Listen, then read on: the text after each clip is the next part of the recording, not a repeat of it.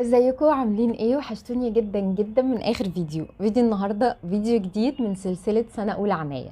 السلسله دي ببساطه بتتكلم عن ازاي نهتم بنفسنا بطرق بسيطه قوي، وازاي نهتم بكل حته في جسمنا. لو انت لسه بتبداي بتهتمي بنفسك الفيديو ده ليكي، ولو انت برضو بتهتمي بنفسك بس تايهه الفيديو ده برضو ليكي. فاتمنى الفيديو بتاع النهارده يعجبكم. حابه انوه في البدايه بس ان الفيديوهات دي خاصه بالبنات بس، فياريت اللي بيشوفوها يكونوا بنات بس. فيديو النهارده بقى خاص بحته مهمه جدا في وشنا، وهي الشفايف. بجد البشره بتبان صحيه اكتر لما بتكون شفايفنا شكلها حلو وروزي كده وشكلها جميل، ومن غير بقى جلد ميت وحاجات كده. فالنهارده هقول لكم بخطوات بسيطه كده ايه الحاجات اللي تهتموا بيها، او ايه الحاجات اللي تعملوها عشان تهتموا بشفايفكم تظهر بمظهر حلو، ولما تحطوا الميك اب كمان يبان بمظهر حلو. وعايزه اقول لك برده انت لو عملتي كده ممكن ما تحتاجيش تحطي ميك اب، مش مبالغه والله، دي بجد.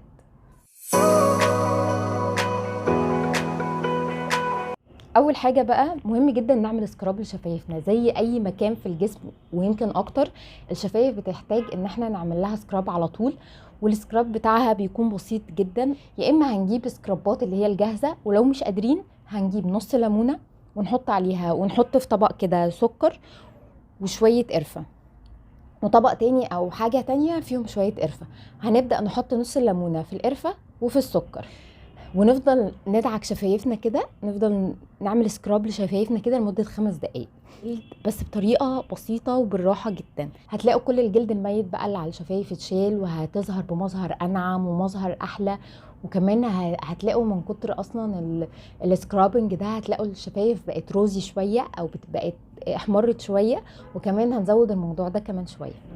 في بقى بنات كتير بتواجهها مشاكل خاصة بالشفايف. اول حاجة الاسمرار اللي حوالين الشفايف او اللي حوالين الفم ده، وده بسبب حاجات كتير جدا. ازاي بقى نعالج مشكلة الغمقان اللي حوالين الفم دي؟ ان احنا نتجنب الاسباب.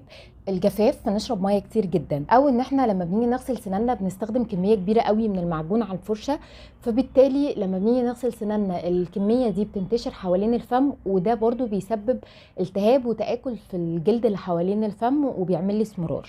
او ان احنا عندنا لازمه كده ان احنا دايما بنبل شفايفنا وبنبل حوالين شفايفنا بلساننا كده. اتمنى تكونوا فاهمين يعني.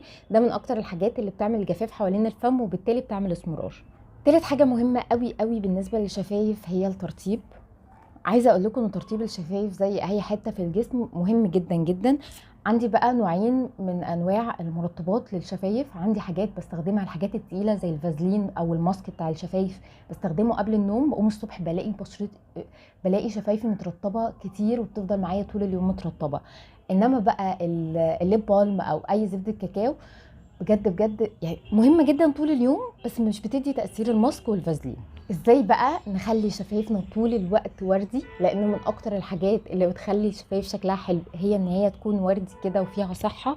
بابسط الامكانيات هنعمل مع بعض DIY تنت كده، او اي حاجه مرطب للشفايف. هنجيب اي مرطب شفايف عندنا، وهنحط عليه سنه جوز هند عشان يبقى سايل شويه كده. وهنجيب من عند العطار حاجه اسمها دم الغزال، ونبدا نخلطهم مع بعض، ونقدر نحطهم في اي وقت وفي اي مكان. كمان ممكن نقدر نستخدمهم لو مستخدمين مرطب عادي، نقدر نحطهم على خدودنا، ونقدر نستخدمه كتنت، ونقدر نستخدمه كمرطب للشفايف. عايزه اقول لكم بجد بجد هيفرق معاكم كتير جدا. واخيرا عايزه اقول لكم ان الشفايف بتتعرض للشمس زي باقي الوش، فمحتاجين نحط عليها صن بلوك. في حاجات خاصه بالشفايف صن بلوك خاص بالشفايف، وفي حاجات ممكن نحط الصن بلوك العادي عليها عادي. بس بجد من اكتر الحاجات اللي بتضر البيجمنتيشن بتاع الشفايف وبتضر الشفايف جدا الشمس، زيها زي اي حاجه تانية. بس كده، ده كان فيديو النهارده. اتمنى يكون عجبكم وفاتكم وكان خفيف عليكم. اشوفكم في فيديو جديد ان شاء الله.